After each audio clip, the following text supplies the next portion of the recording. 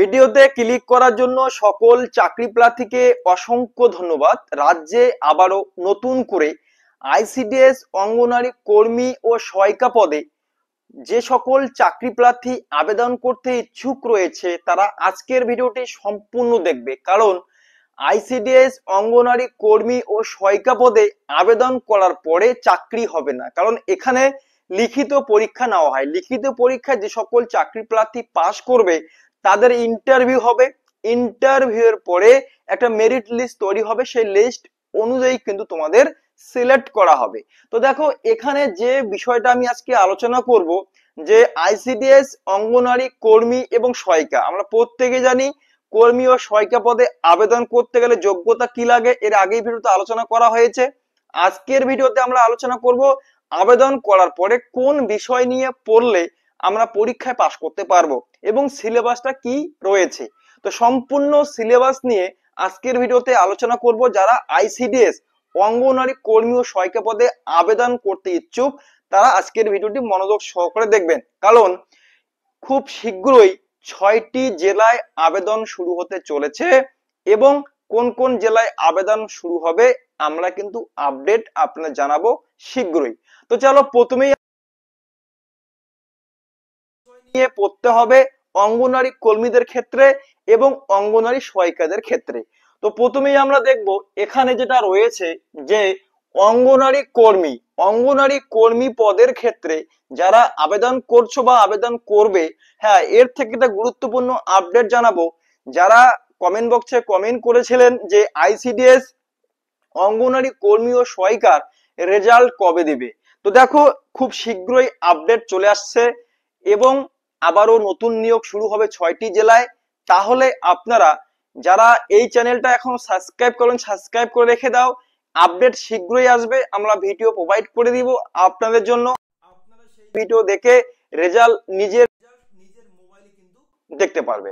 তো চলো সিলেবাস নিয়ে আলোচনা করব। সিলেবাসে প্রথমে বলা হয়েছে 150 শব্দের একটা রচনা লিখতে হবে চাকরি প্রার্থীকে অঙ্গনারী কর্মীদের ক্ষেত্রে। যারা কর্মী পদে আবেদন করবে এখানে কিন্তু 150টি শব্দের মধ্যে একটা রচনা লিখতে হবে প্রার্থীদের। সেটা কত নম্বর থাকবে? 15 নম্বর কিন্তু এখানে রয়েছে। এবার পাটিগণিত, এটা কিন্তু 10ম মানের প্রশ্ন হবে, ক্লিয়ার? এটা কিন্তু 20 নম্বর রয়েছে। তাহলে এখানে দেখতে পাচ্ছেন পুষ্টি, জনস্বাস্থ্য, নারীর সামাজিক বিষয় নিয়ে যারা এখানে তোমাদের 15 নম্বর থাকবে, ঠিক আছে? প্রথমে রচনা 15 নম্বর, পাটিগণিতে থাকবে 20 নম্বর এবং পুষ্টি ও জনস্বাস্থ্য, নারীর সামাজিক বিষয় নিয়ে থাকবে 15 নম্বর। টোটাল তোমাদের এখানে কিন্তু দেখো 90 নম্বরের লিখিত পরীক্ষা হবে। এরপর যেটা রয়েছে ইংরেজি বিষয়ে 10ম শ্রেণী মানের প্রশ্ন হবে এবং সেখানে তোমাদের কিন্তু 20 নম্বর রয়েছে। এরপরে দেখতে পাচ্ছেন সাধারণ জ্ঞান। যারা সাধারণ জ্ঞানে তোমরা কত নম্বর থাকবে, এই সাধারণ জ্ঞানের সিলেবাস থেকে শুরু করে পিডিএফ থেকে শুরু করে আমরা কিন্তু 500টি প্রশ্ন এই ভিডিওতে আলোচনা করব। নেক্সট একটা ভিডিওতে পিডিএফ তৈরি করে দেব, সেই পিডিএফ আপনারা ডাউনলোড করে কিন্তু পড়তে পারবে। তো সাধারণ জ্ঞান এখানে দেখো 20 নম্বর রয়েছে। তো দেখো কত নম্বর টোটাল হলো, এবং প্রথমে 100 শব্দের মধ্যে 15 নম্বর, পাটিগণিত 20 নম্বর, পুষ্টি, জনস্বাস্থ্য, সামাজিক 15 নম্বর এবং এখানে সাধারণ জ্ঞান 20 নম্বর। টোটাল কিন্তু 90 নম্বরের লিখিত পরীক্ষা হবে। হ্যাঁ, একটা প্রশ্ন আপনারা কমেন্ট বক্সে করতে পারেন যে 90 নম্বরের লিখিত পরীক্ষার মধ্যে কত নম্বর পেলে আমরা পাস করব। এটা একটা গুরুত্বপূর্ণ কিন্তু প্রশ্ন, কারণ আমরা প্রত্যেকেই পরীক্ষা দিব, প্রস্তুতি নিতে কিন্তু জানি না কত নম্বর পেলে পাস করব। সেটা কিন্তু তোমাদের জানার একটা বিষয় বা দরকার রয়েছে। এবার 90 নম্বরের মধ্যে তোমাদের কত নম্বর পেলে পাস, নেক্সট ভিডিওতে ডিটেলস আমি জানাবো, কাট অফ কত আসতে পারে, ক্লিয়ার?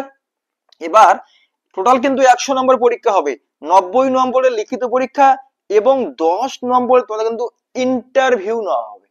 ইন্টারভিউ 10 নম্বর, টোটাল তোমাদের কিন্তু 100 নম্বরের পরীক্ষাটা হচ্ছে। দেখো, এটা হচ্ছে অঙ্গনারী কর্মী পদের ক্ষেত্রে, যারা কর্মী পদে আবেদন করতে বা আবেদন করবে ভাবছো, ক্লিয়ার? এরপরে আলোচনা করব সহায়িকা পদের ক্ষেত্রে। এই যে সহায়িকা পদের ক্ষেত্রে, এই সহায়িকা পদের সিলেবাস কি রয়েছে মনোযোগ সহকারে দেখবে। 150 শব্দের একটা রচনা কিন্তু তোমাদের লিখতে হবে, সেটা হচ্ছে 15 নম্বর থাকবে। পাটিগণিত 20 নম্বর থাকবে। এখানে কিন্তু শুধুমাত্র অষ্টম শ্রেণী পাশের তোমাদের কিন্তু প্রশ্নগুলি হবে। ক্লিয়ার? এবার বলছে এখানে নিরাপদ যেটা রয়েছে, আমরা যেটা সহায়িকার ক্ষেত্রে জনস্বাস্থ্য বা সামাজিক বিষয় বা পুষ্টি বিষয় আলোচনা করি, সের ক্ষেত্রে কিন্তু 15 নম্বর থাকবে, কিন্তু অষ্টম শ্রেণী মানে কিন্তু এখানে কিন্তু প্রশ্নটা হবে। ক্লিয়ার?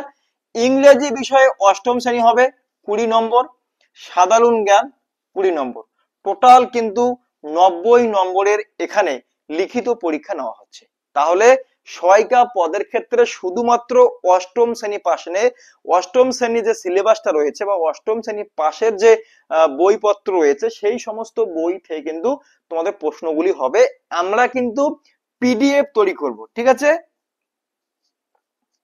এই যে পিডিএফ রয়েছে, এই পিডিএফ কিন্তু আমরা কর্মীদের ক্ষেত্রেও দিব, এবং যেটা তোমাদের সহায়িকা রয়েছে সহায়িকাদের ক্ষেত্রে কিন্তু আমরা পিডিএফ প্রোভাইড করব এই চ্যানেল থেকে।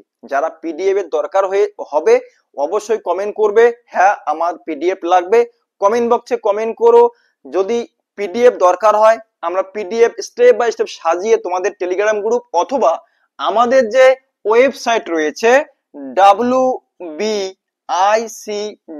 wbicds.com, এই যে ওয়েবসাইটটা আপনারা জানেন wbicds.com, এই অফিসিয়াল ওয়েবসাইটে কিন্তু আমরা পিডিএফ গুলি প্রোভাইড করব যদি আপনাদের পিডিএফ দরকার হয়। কথা বোঝা গিয়েছে? পিডিএফ দরকার হলে কমেন্ট বক্সে কমেন্ট করো, আমরা পিডিএফ তৈরি করব আইসিডিএস অঙ্গনারী কর্মী ও সহায়িকা পদের ক্ষেত্রে। দুটো পদের ক্ষেত্রে কিন্তু আলাদা আলাদা প্রশ্ন হবে, কারণ এখানে সম্পূর্ণ অষ্টম শ্রেণী মানের প্রশ্ন হবে। আর এই দিকে দেখতে পাচ্ছেন অঙ্গনওয়াড়ি কর্মীদের ক্ষেত্রে এখানে কিন্তু আপনারা দেখতে পাচ্ছেন সম্পূর্ণ মাধ্যমিক পাশের উপর ভিত্তি করে প্রশ্নগুলি তৈরি করা হবে। তো সম্পূর্ণ বিষয়টি এখানে আলোচনা করা হয়ে গেল, এবং এখানে কিন্তু অনলাইনের মাধ্যমে অথবা অফলাইনের মাধ্যমে আবেদন করতে হবে, এবং বয়স কিন্তু 18 থেকে 35 থাকতে হবে প্রতিটি পদের ক্ষেত্রে। যদি সরকারি নিয়ম অনুযায়ী বয়সের ছাড় দেয় তাহলে কিন্তু বয়সের ছাড় পাবে 5 বছর, 5 বছর, 3 বছর, ক্লিয়ার কিন্তু উল্লেখ হয়েছে। এবং কিছু কিছু জেলার ক্ষেত্রে কিছু কিছু জেলায় অনলাইনে আবেদন হয় বা কিছু কিছু ব্লকে আবার অফলাইনে আবেদন হয়। আপনারা অফিসিয়াল ওয়েবসাইট বা বিজ্ঞপ্তি দেখেই বুঝতে পারবে অনলাইনে আবেদন শুরু হয়েছে না অনলাইনে বা অফলাইনে হয়েছে।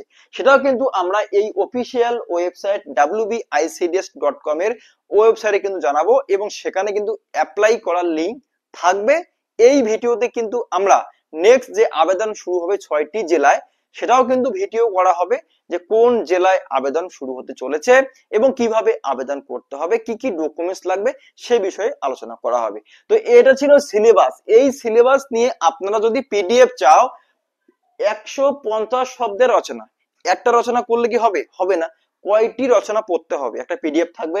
পাটিগণিত 20 নম্বর থাকছে, তোমার 100টা প্রশ্ন পড়লে কি কমন পাবে? পাবে না। নিশ্চয়ই এখানে প্রশ্ন অনেকগুলি পড়তে হবে, তার একটা সিলেবাস থাকবে বা তার একটা পিডিএফ থাকবে। এরপরে দেখো এই যে নিরাপদ রন্ধন অষ্টম শ্রেণী স্বাস্থ্য জনস্বাস্থ্য যেটা পুষ্টি বলা হয়, সেখানে 15 নম্বর থাকছে, সে বিষয়ে একটা পিডিএফ তৈরি করা হবে।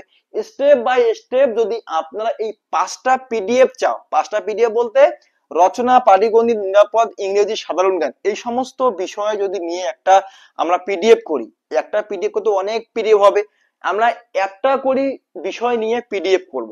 প্রথমে অষ্টম শ্রেণী কর্মী বা সরি অঙ্গনারী কর্মী ও সহায়িকা, কোন পিডিএফটা আগে শুরু করব সেটাও কমেন্ট বক্সে জানাও।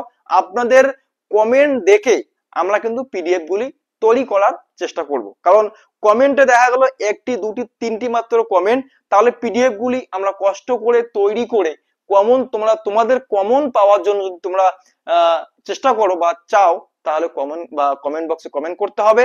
আমরা অবশ্যই তোমাদের জন্য এই বিষয়গুলি নিয়ে কিন্তু আমরা পিডিএফ তৈরি করতেছি।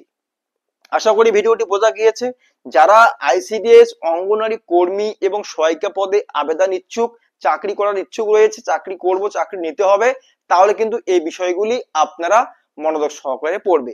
এছাড়াও আর একটা আপডেট দেই যদি কোনো কোম্পানি যেমন ফ্লিপকার্ট, অ্যামাজন, মেশো ইত্যাদি বা কোনো কোম্পানিতে চাকরি করার ইচ্ছুক থাকে তাহলে কমেন্ট করবে, আমরা নেক্সট ভিডিওতে আলোচনা করব। অনেক কোম্পানি চাকরি রয়েছে এবং সরকারি চাকরির অবস্থা খারাপ, আপনারা প্রত্যেকেই জানেন। যদি বেসরকারি কোম্পানিতে চাকরি করতে চাও তো কমেন্ট করো, আমরা ভিডিও তৈরি করে দিব আপনার জন্য। এই চ্যানেলে সরাসরি আপনারা সেখানে যোগাযোগ করে চাকরি পেতে পারবে। অ্যামাজন কোম্পানিতে চাকরি করতে কি সমস্যা, ভালো স্যালারি থাকবে, যোগ্যতা মাধ্যমিক পাস অথবা অষ্টম শ্রেণী পাস, সেটাও আমি তোমাদের বলে দিলাম। কিন্তু এই ভিডিওতে বলা ঠিক না, তারপরেও অনেকেই হোয়াটসঅ্যাপে পার্সোনালি মেসেজ করেছিল আমাকে, তাই কথাটা বললাম। যদি দরকার হয় কমেন্ট করো, না হলে কমেন্ট করার কোনো দরকার নেই। আজকের মধ্যে এতটুকু থাকলো। যদি কেউ চ্যানেলে নতুন হয়ে থাকো চ্যানেলটা সাবস্ক্রাইব করে রাখবে এইরকম প্রতিনিয়ত আপডেটগুলি সবার আগে পাওয়ার জন্য।